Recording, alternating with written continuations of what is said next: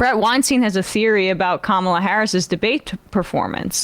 Does he get into how horribly Trump did and how everybody is laughing at him and it's considered one of the worst debate performances of all time? Is that what he's going to do here? Oh, no, probably I won not, the right? debate. Did she take performance-enhancing ivermectin before the debate? Is that what this is going to be about? Well, Maybe that would get Bret's endorsement, but let's see where he goes with this. There's been a lot of discussion online this morning of the interesting earring that Kamala Harris appears to be wearing. Oh my God. Fashion And police. there appears to be Crystal magic. subtle replacement for earbuds in earring form. If you didn't want to have earbuds in your ears, but you wanted to listen to something or maybe make a phone call, I don't know, that there's some earring you can buy that will do this, and Kamala appears to be wearing it. What? Now, I think this is another trap. I do not believe that this was done with something like an earbud, nor do I think it could have been done. And so my guess for that What was done? It was the earring or a facsimile of it used to cause everybody to go, I know how they did it. She had somebody talking in her ear, right? And I won't be surprised if there's some reveal that there's some other earring that this actually was that doesn't do that, or I don't know what it's going to be. But anyway, again, traps abound. That's the thing that I think people need to understand, is that we are now being targeted in order to make us jump at things that aren't real, and that it is important to resist that. It's important. Oh, okay, wait. All right, pause it. Okay, well, Wow. He's blaming everyone else for their own his own stupidity. He's like, there's big signs that say, don't go down this road, danger ahead, pothole ahead, and he just goes, oh, here we go.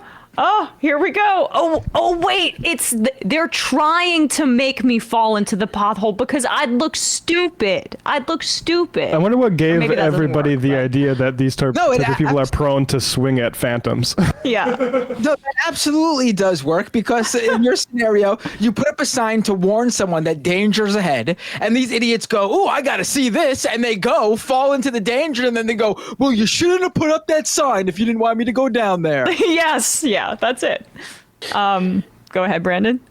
I just think, well, first of all, she didn't do that well. She didn't do so well that it made me think, oh, yeah, she's juicing. She has someone in her ear telling her what to say. She came across as quite nervous at a lot of points and sometimes stumbled over her words. So whatever. I will say, I think that I don't know. I think she really killed him, but okay. I think she killed him, but I also think he showed up half dead. So it's fair enough. She just put the pillow over his face, but it's fine. She did fine. But certainly not like, I was like, oh yeah, she has Aaron Sorkin in her ear coming up with hot jabs. I will say, I think it's fun that he's blaming other people for his paranoia. I don't want to say clinical paranoia, but this is something that's very common, and this is a full conspiracy theory podcast now, where he's now saying that no, you don't understand. They're setting traps so that the less sophisticated conspiracy theorists out there fall into them and look silly, because they want you to think that the secret is that the earth is flat, but it's actually that it's concave, and that's how that's the but kind you of look logic. Stupid if you fall for the first one. Yeah. It's a trap. You look stupid if you say the earth is flat. But speaking of, just really quickly, because I don't want to continue with this broadcast if we're going to have a secret agent on air with us right now who's being told things by George Soros with things that look like earrings, but they're actually, or they look like AirPods,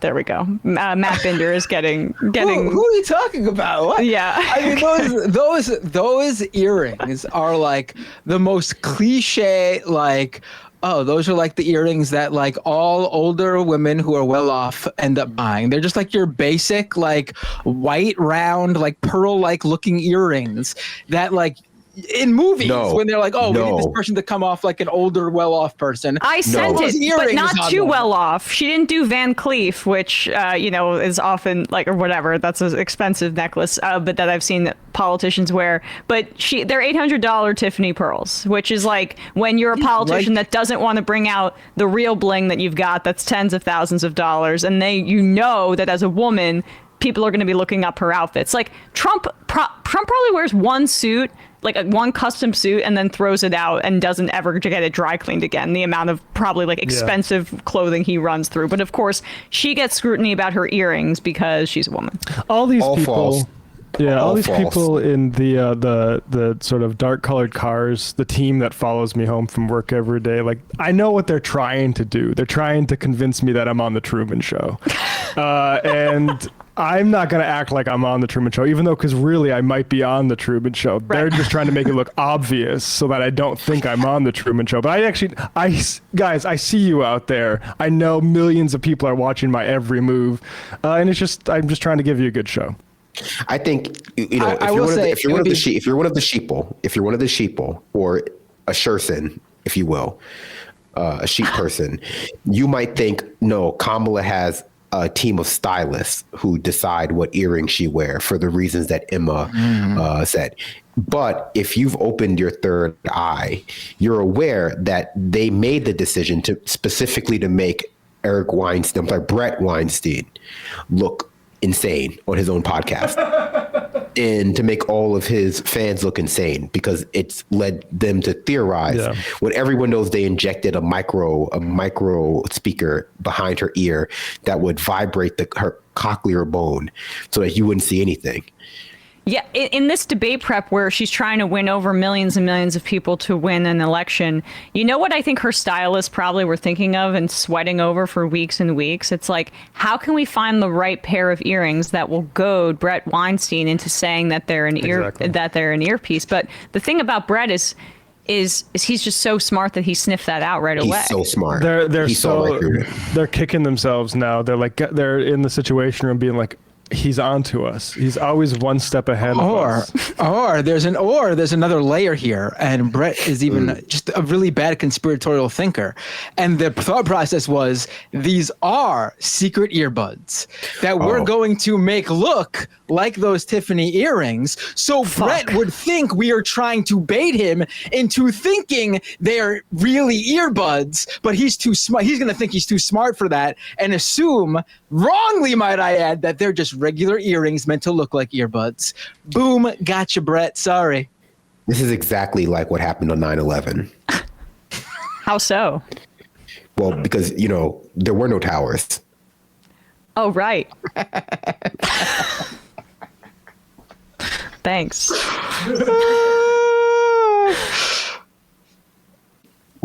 What video should we play next?